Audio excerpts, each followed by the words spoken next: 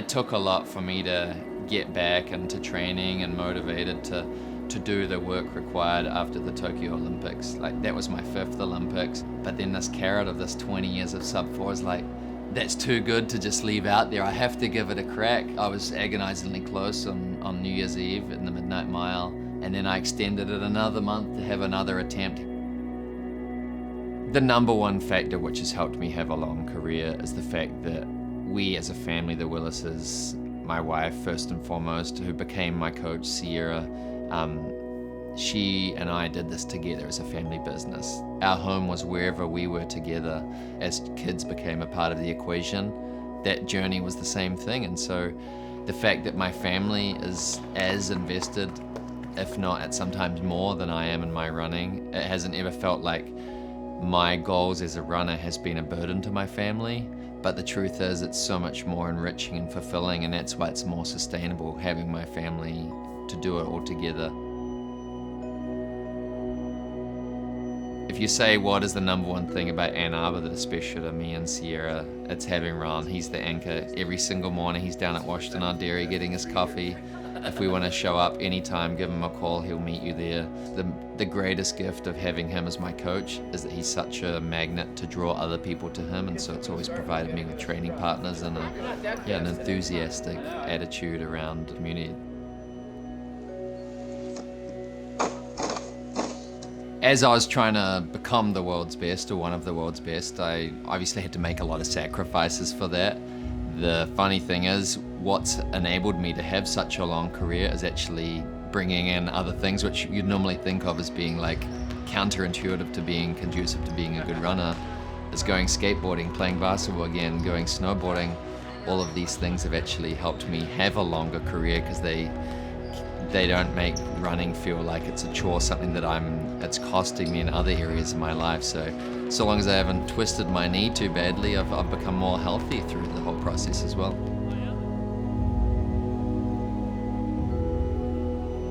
I've been to the Millrose Games, I think 7 times now, and I never won it. It was the one race that I've never won. This time there's no expectation for me to win it. Like, I'm honest about that. And so there's sort of a nice freedom of going to the event this time without that pressure or expectation, but it's about a very challenging goal, breaking 4. I didn't achieve that in my last attempt. I can utilize the field to help me reach that goal, as opposed to seeing the field as my enemy that I'm trying to conquer.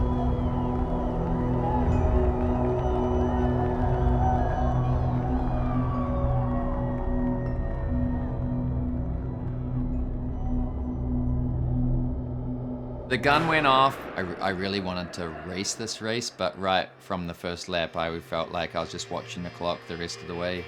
I wasn't feeling comfortable enough to actually move around and be one of the people to like make up for the fact that other people were struggling. I was trying to rely on them to get me through the race.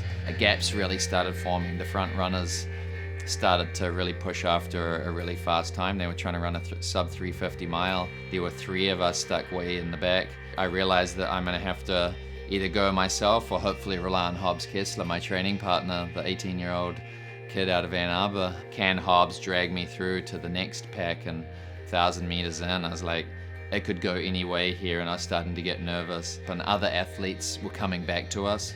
And when they come back, you start getting excited that you can pass them. Come on, Hobbs, you can do it. I really relied on his strength and his ability that day to get me through that 3rd quarter of the race.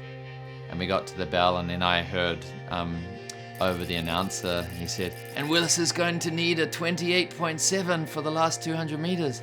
Am I actually going to be able to do this? Is this just going to be like a month ago? Am I just going to miss out again?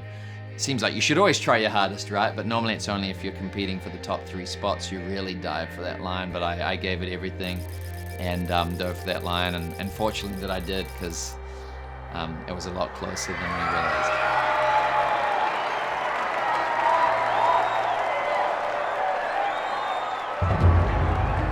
And what a way to end the night. Nick Willis, 20 years in a row by this much, as they would say, as he comes to the line at 3:59.71. He's never won a trophy in this race, has Nick Willis, but that is as much a victory as anything else. That consistency over the years as he congratulates Josh Kerr and is going to get some FaceTime with Ollie Horn.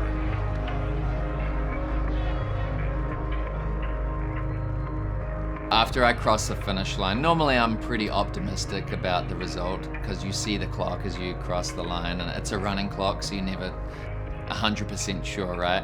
But my experience from only a month ago, was that they read out the time and I just missed out. I was 0.22 of a second off of the 4-minute barrier.